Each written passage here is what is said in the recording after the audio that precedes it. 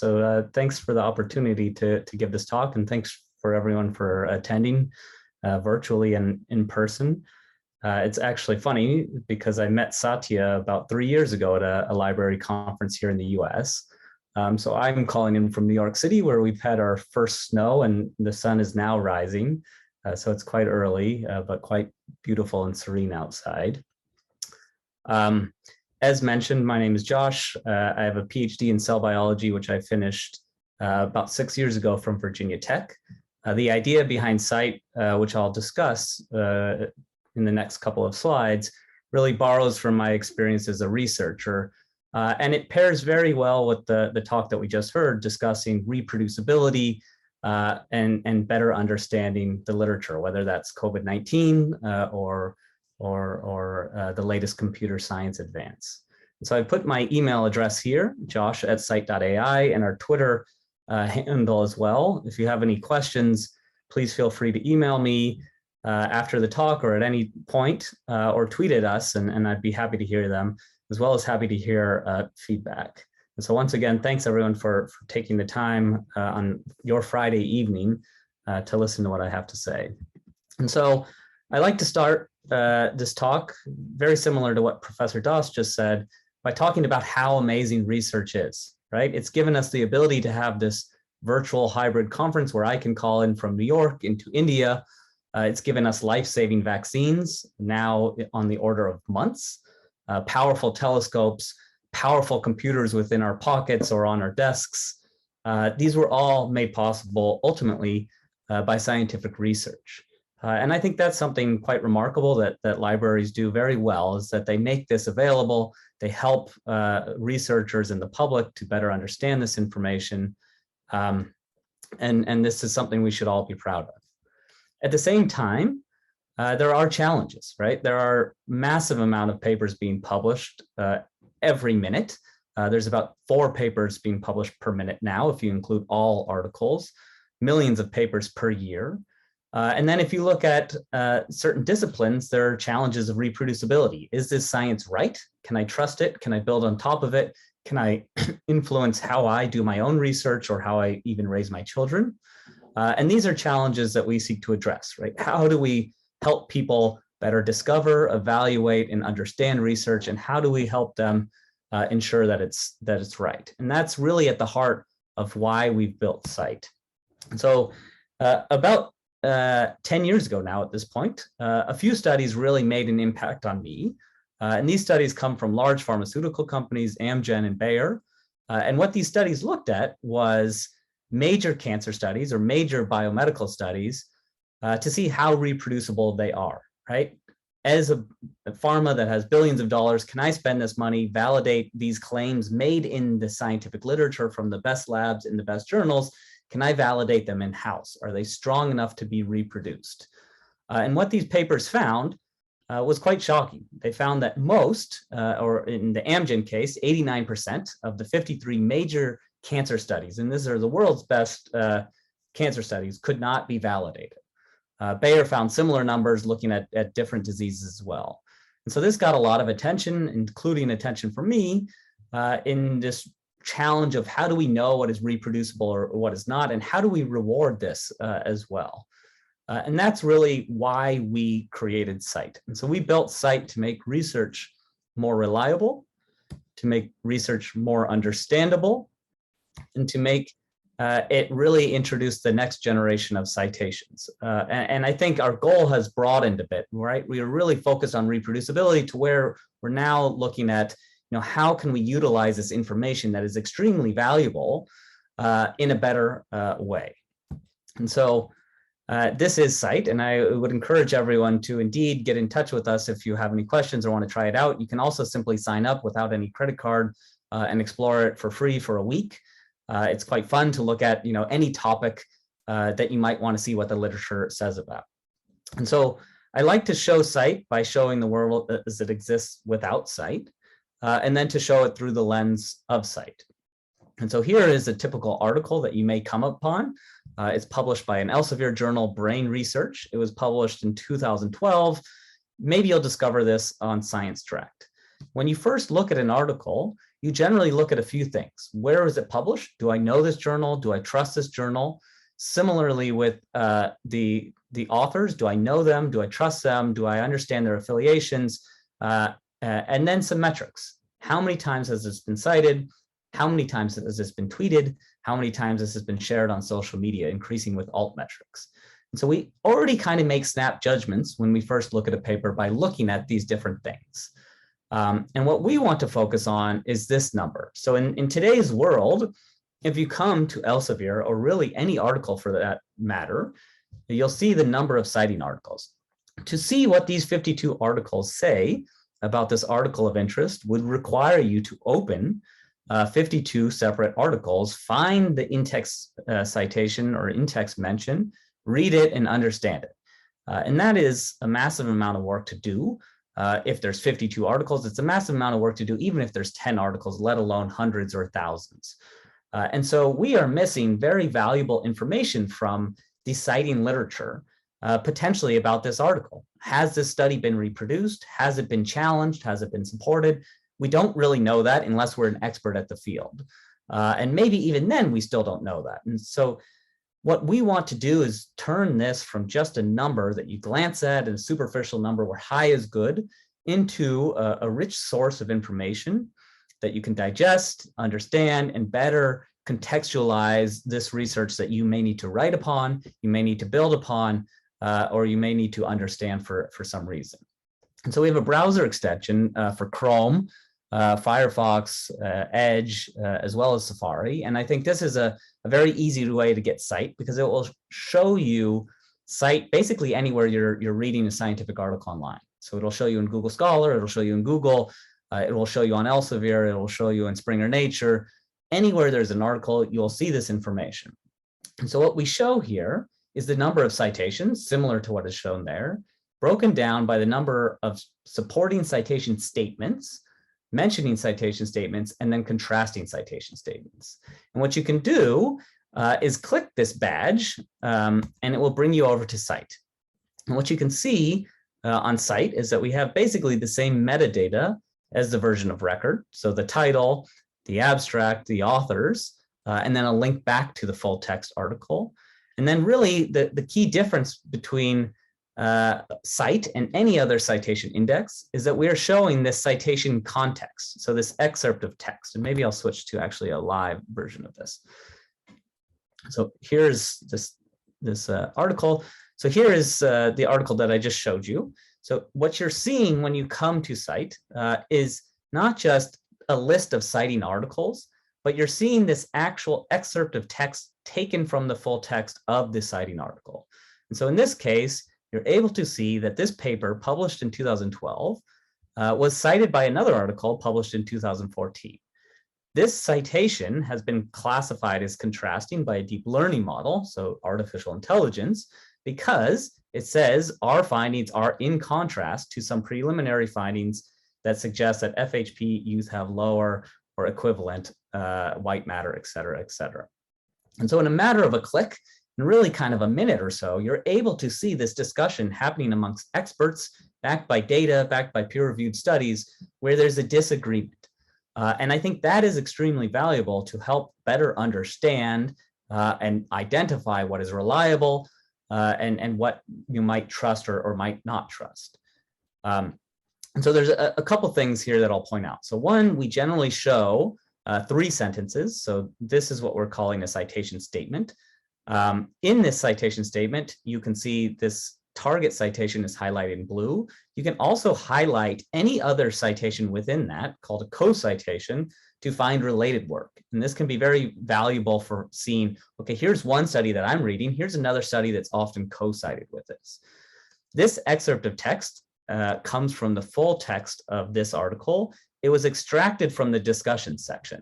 And so this contrasting citation statement comes from the discussion section of that citing article.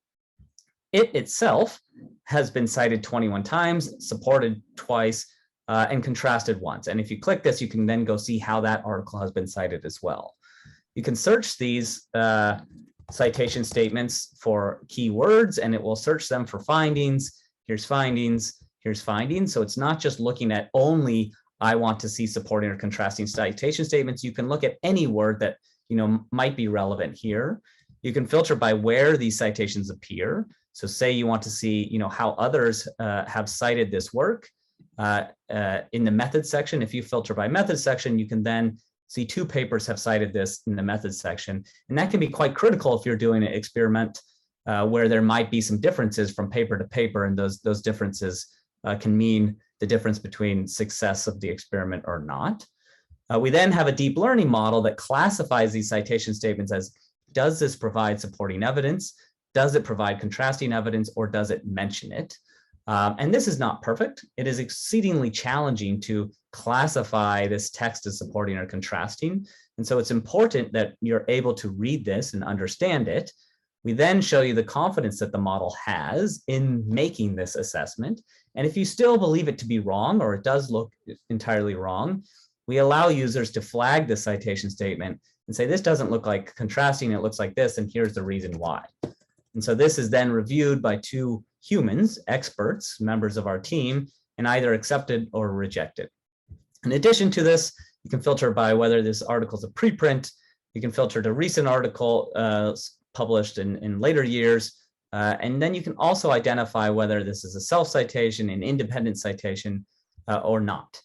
And so this is at the core value of what Scite is, showing the citation context.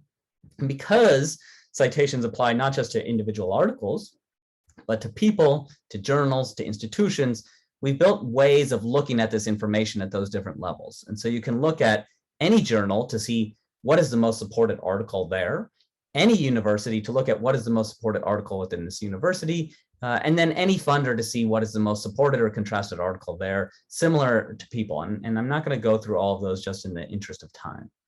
In addition to this, we've also built a tool called a reference check, which allows you to upload a document that you're working on, so an unpublished document, to make sure that your references are sound, right? So has any reference been retracted?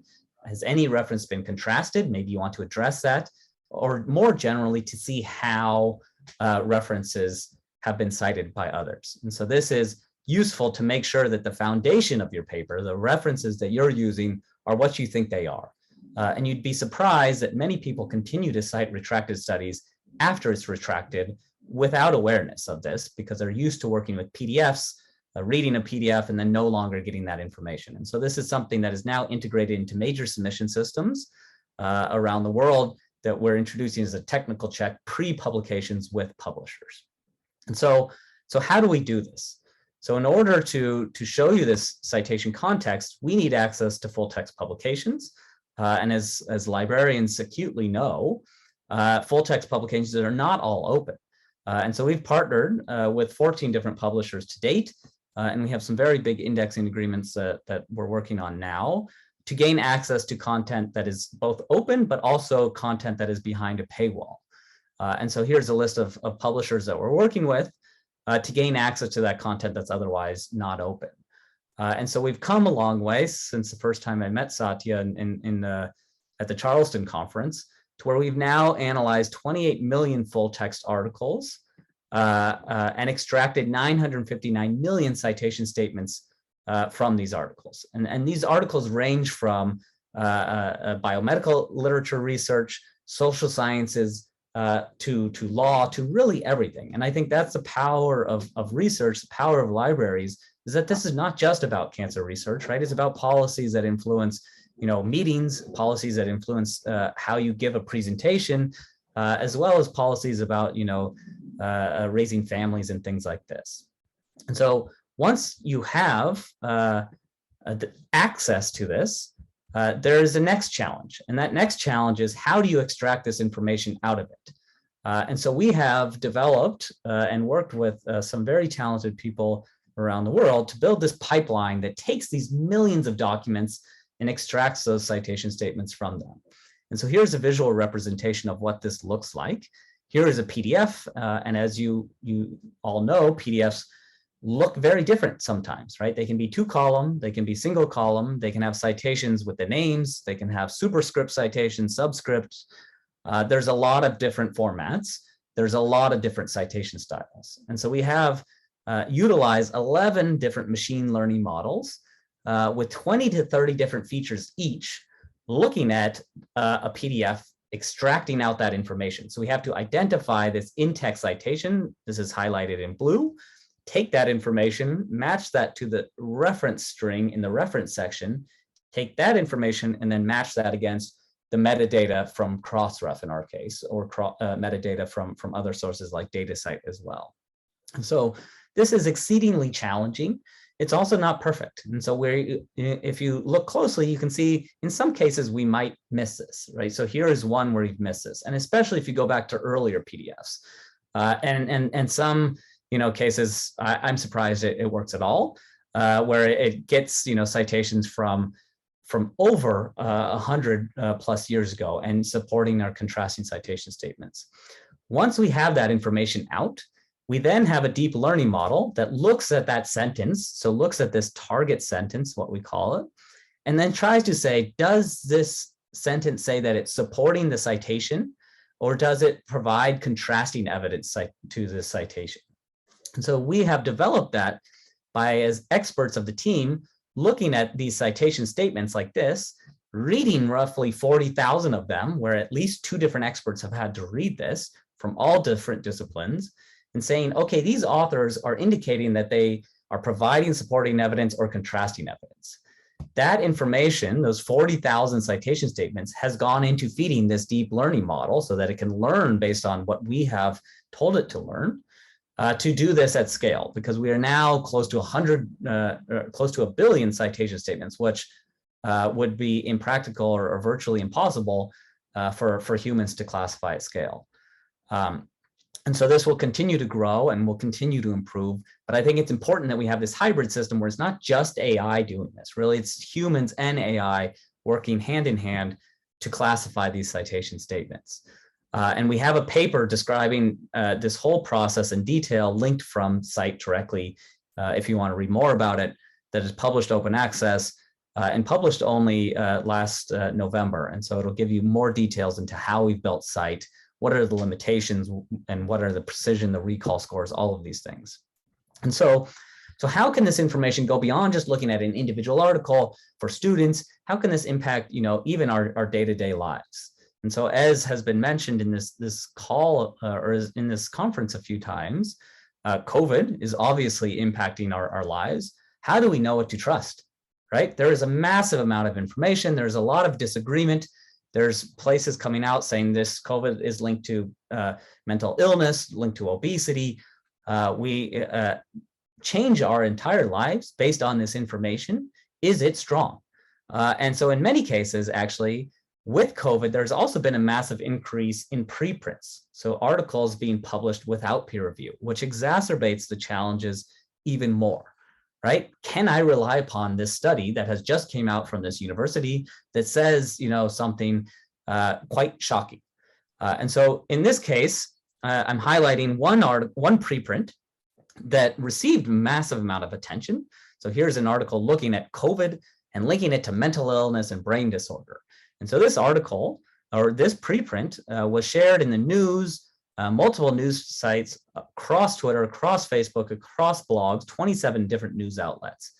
And what was found later was that it was not right. It was contrasted by a subsequent study. And so this would be lost unless you're reading virtually any scientific article. And so we want to surface these relevant discussions, these debates that are happening, and make it easy for you to digest this.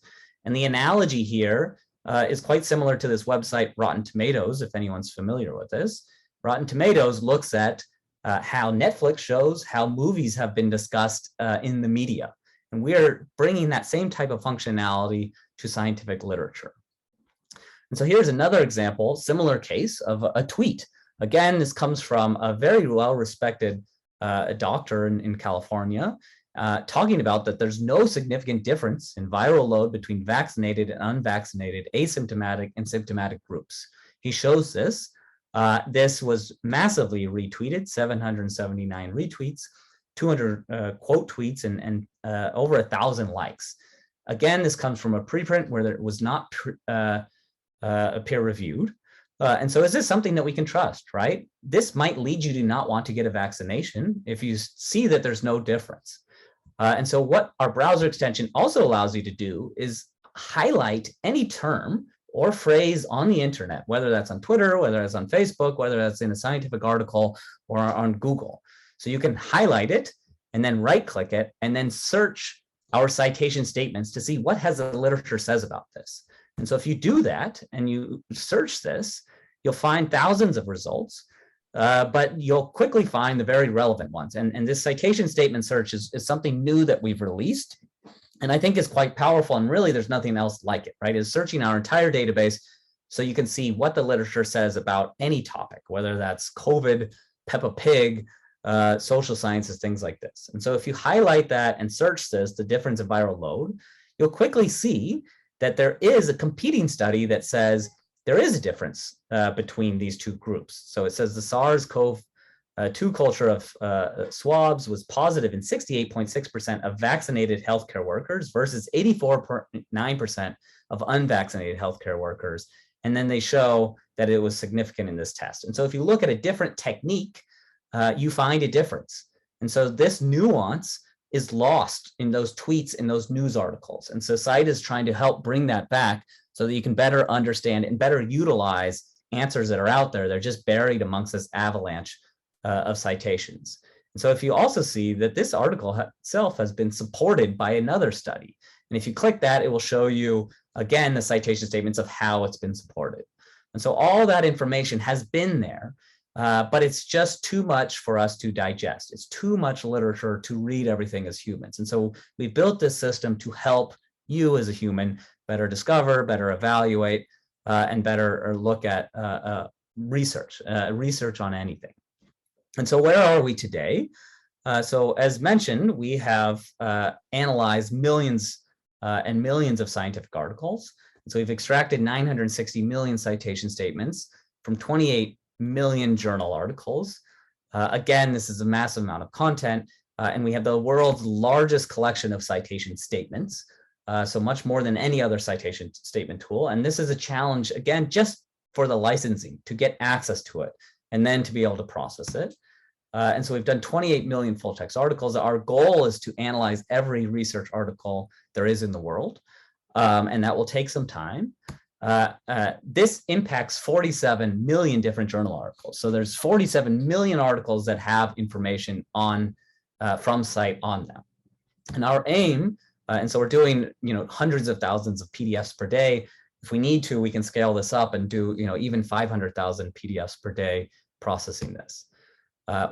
As mentioned, we're working with various publishers to gain access to this, and we have some very big indexing agreements that we'll soon announce that will increase this coverage even more. We're also working with publishers to show this information directly on the version of record. And so here is arXiv. Here's a major deep learning model, BioBERT. And if you scroll down, you can see that Scite, amongst other citation tools, is now shown on arXiv. And so we're live on millions of articles themselves. And that is part of our aim of becoming the next generation of citations. So not just this small, interesting startup doing something on the side, but really becoming the next generation of citations that's part of the infrastructure so that this information can be better utilized by anyone in the world. Here it is on Wiley, where we're live on hundreds of journals. It's significantly larger, and so it will show you citations that they have traditionally showed, and then it shows the citation statements, and you can see how many are supporting, how many are mentioning, and how many are contrasting. And then you can click that and go quickly read and search and better understand that information. It's also live on the Royal Society, and increasingly will be live more and more places, I think, as others adopt it and as our coverage and the utility becomes apparent. And so here's one more example where it's live on the American Physiological Society. This information is free to add to websites. If you go to scite.ai/badge, you can add it to repositories. So to bring this to a university repository, to other tools like JGate, because we want it to be ubiquitous, right? We want these next generation of citations to exist everywhere because we think it provides valuable information. It's not just us, though, that thinks this. And so there's many researchers that have found this quite useful. Some have called this gold and said this is so cool. They wish they could, use this when they were writing their PhD dissertation. Some researchers themselves have even used it on their own papers and discovered things that they themselves didn't know about their own work, so that they've been supported. And this is true of even my PhD study. And I think one powerful use case and one strong difference from traditional citation indices is that it's not just for bibliometrics or for administrators to use. It's really for students and for everyone. And so most of our users are actually students using this to help them write essays, their dissertations, and their research. And so I think it can be useful for a student, it can be useful for a professor, it can be useful for a policymaker, anyone that is looking at scientific literature, which is basically everyone at this point, because we're all now looking at COVID. And so that video took a little bit away from this slide, but we thought we were so clever that we were the first to come up with this idea. No one's ever thought of this. But in fact, Eugene Garfield, who created the first citation index, Web of Science, and who I actually got to speak to about 10 years ago now at this point, described in 1964, in a paper, Can Citation Indexing Be Automated?, adding citation markers. And he says these markers would appear in the published citation index along with the usual citation data. And in the case of the paragraph above, he gives a few different citation markers and what they could look like. And so he suggests ones like critique, Mr. X is wrong, data spurious, conclusions wrong, or calamity for mankind, my favorite. And he says the intelligent machine would examine a new document, generate a critical statement such as rather poor paper. And so this is effectively kind of what we are bringing to life. And I would say we're somewhat lucky because the tools, the technology has come such a long way, even in the last 5 years, that we are able to do this. Again, it's not perfect and it will never be, but it is quite good and quite robust. And so we can take this vision that Eugene Garfield had in 1964 and bring it to life. And I think it'll only get better and better as we continue to work on it, continue to work with librarians to better understand it, how it can help them, better understand how it can help their students. I would also say that this is an approach that lawyers have used for well over 100 years. So lawyers have products called Keysight or from Westlaw that called shepherdizing products that allow them to look at, is this law still reliable? And so we have effectively brought this practice that has been done in law for a long time to science. So kind of like shepherdizing for science. So with that, I would say thanks to everyone for listening in. I have a very simple question. Suppose I am a peer reviewer of an original research paper. In what way I can make use of your smart citation? Yeah, so that's a good question. So, and I can give you a demonstration of something I didn't show, but I talked about. So here's an article that was published in November 2020. Let's all pretend that you've just received this article to peer review, so it's unpublished. So what you can do with Scite is take any PDF that you have, so an article that you're peer reviewing, and you can upload it. And we will show you how those references have been cited by others. And so if you come to our reference check, you can take a manuscript that you're reviewing, upload it, and it can be a PDF. It doesn't need to be published. If you take that, what we are doing here is what we do millions of times with published documents. So we're automatically identifying the in-text citations, matching that to the references, and then showing our information. And so here's this article that we just uploaded, this PDF. And what we show you is that we detect 41 references from this. And so we won't detect newspapers or magazines or things like this, but we will detect the scholarly articles. We flag that 2 references have some editorial concern. And so if you scroll down, here is one reference. This reference was actually retracted in 2013. So this article published in 2020 is citing an article that's been retracted in 2013. And so this might be rare, but this can be quite bad because if you're citing a fraudulent study or a study that was retracted for some serious reason, and that is a big part of your own argument, that will look bad. And so we will show you, this section where it's been used. So this excerpt comes from that PDF that we just uploaded. And you can see that they're saying, second, life satisfaction can be influenced by objective social context through a more unconscious path with little conscious attention or monitoring. And then they reference Diedrich Stoppel and Blanton. And so this researcher had 20 plus papers actually retracted. And so this is one way that you can use this, is to look at what have others said about this reference. And so to avoid citing retracted studies, nearly 8 years after it's been retracted, and then to also see, maybe what others have said about this. So here is another reference, and you can see this one has been contrasted. This doesn't mean it's a bad study per se, but maybe these different contrasting citations should be addressed in the paper, and you might want to mention that as a peer reviewer. In addition to that, you can also just simply use Scite to better understand these things. And so we have the ability to look at citation statements, and say you are looking at obesity rates in Mumbai.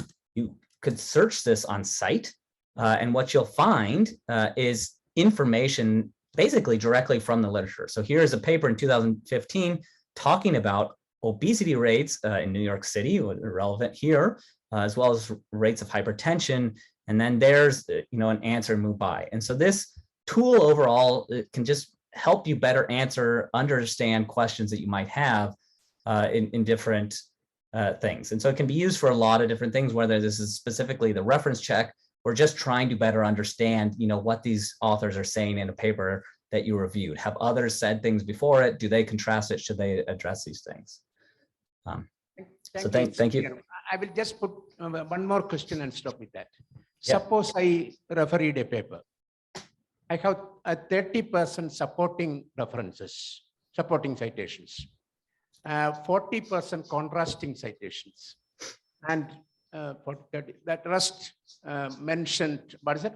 You mentioned. So, what should be my overall judgment on that paper?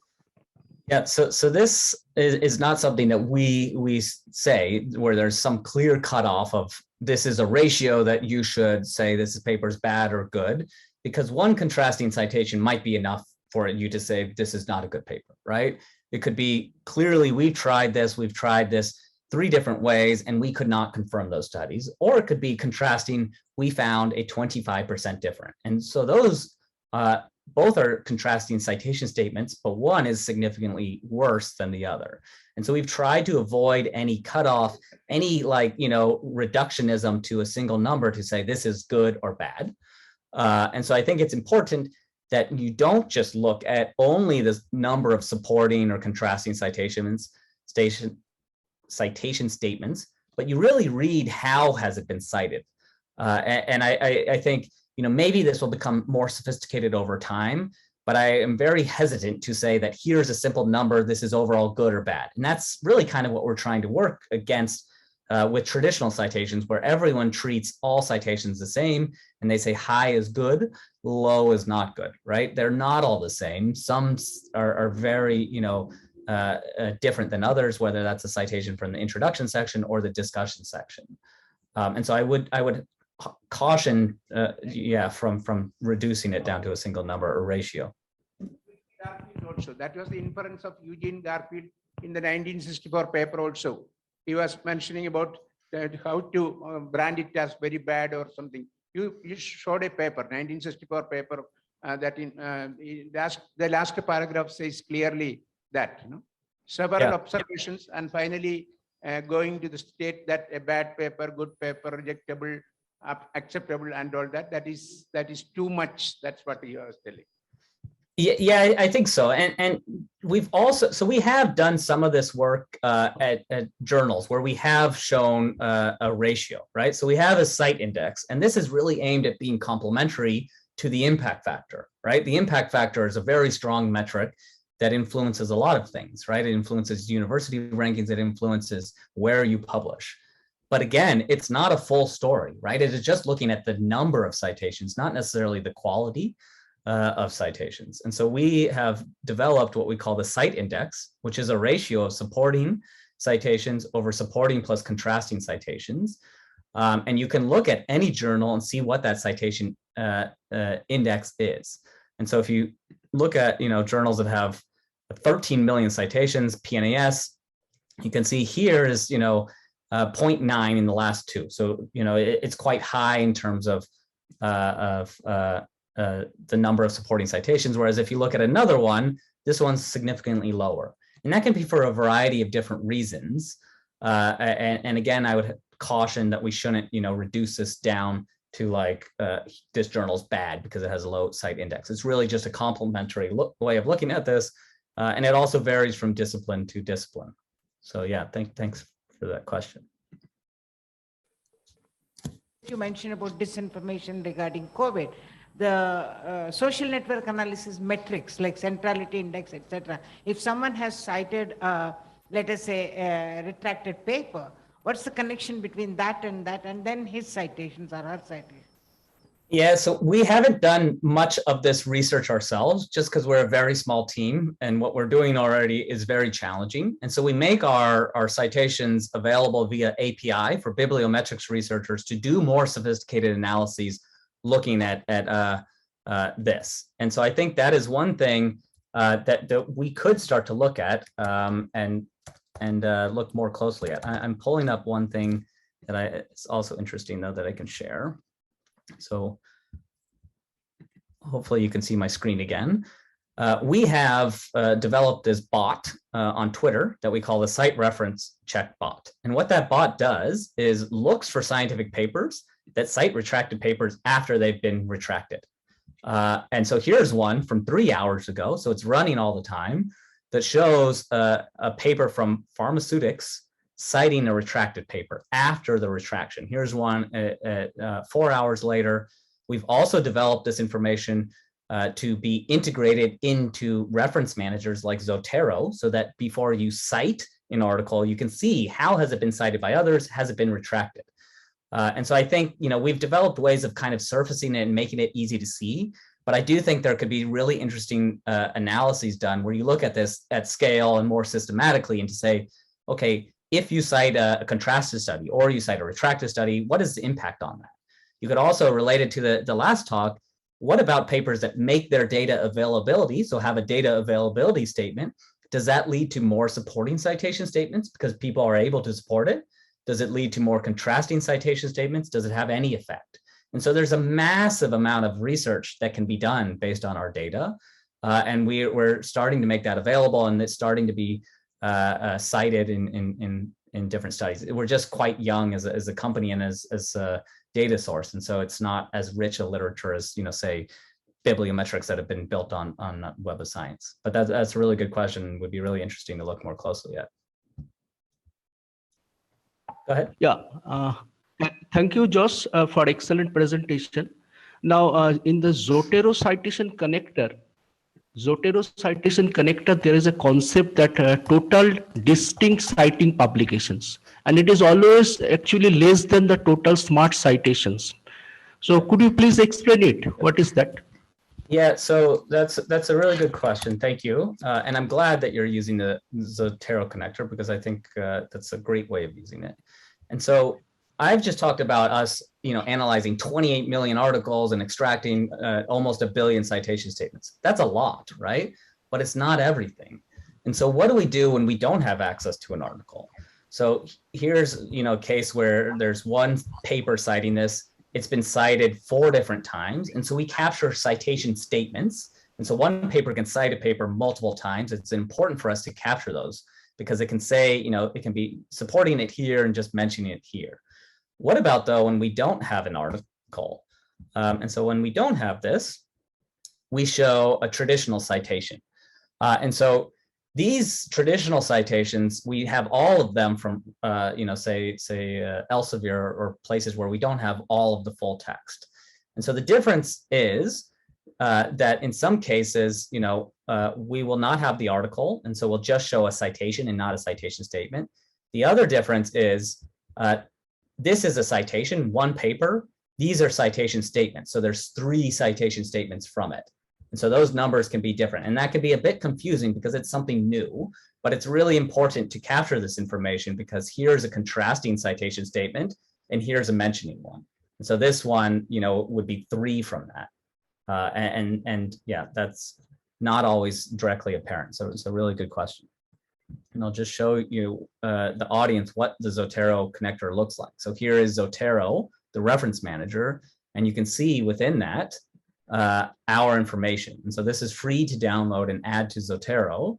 And you can see, okay, most of these don't have contrasting citation statements, but maybe this one does. I want to look at that. And so this is a strong way to utilize Cite while you're writing, as well as while you're reading and collecting citations. Thank you for that question. I see another few questions online that I can just answer if we still have time. What is the journal coverage from India on Cite? And so the journal coverage, I would say, is quite good. It's not perfect though, and it could probably be better. And so if there's journals that you think we are missing, that we don't cover, please email us and I will work on getting that coverage. Or if there's major open sources, again, we would like to work with that. And so we have partners in Turkey where we didn't have good coverage on Turkey, but we worked with them and now we've analyzed, every Turkish article. We are primarily English articles displayed, but we do process non-English articles as well. And so here's, some French ones. You can scroll down. Here's Portuguese and some what looks to be Cyrillic or Greek characters here as well. And so we would love to work with Indian journals and to index them and analyze them. And we have on the homepage, an easy way for publishers to get in contact with us and to look at our indexing agreement. The good thing is for publishers is that we also drive them traffic. So we give them, there's more links to that because people are discovering more with Cite, not less. Another question that I'll answer real quick, please explain the relation between altmetric indicators and Cite indicators. So this is a good question. Altmetric is looking at social media. So it's looking at how has an article been discussed on Twitter, on Facebook, in the news. We are not looking at any of that. We are only looking at how has an article been cited, discussed by other research articles. And so I think that's a very important distinction because if you say you support a paper on Twitter, that is very different than if you say you support a paper with evidence in a peer-reviewed study. And so there's two different conversations. One conversation is happening in the social media realm, and then our conversation Cite is happening specific to the research literature. It's really good. Is there any relation between Scite and this open citation corpus? Yeah, so we utilize those open citations. So what I just showed here, so all these citation statements, it come from the full text where we have access. Where we don't have access, we show these traditional citations. These come from open citations. And so we have all of Elsevier's references because they've made them open about a year ago. And so that's been hugely important for us because it gives us this very comprehensive view where we are quite similar to other citation tools in terms of overall citation coverage. But then we have, nearly 1 billion citation statements and they have none, right? And it will take them a while to get because you have to build these licensing relationships, you have to process these, et cetera, et cetera. And so we utilize open citations and it's been really helpful to make sure we show when we don't have a citation statement, we can at least show the citing article, which is, kind of the basal line for us.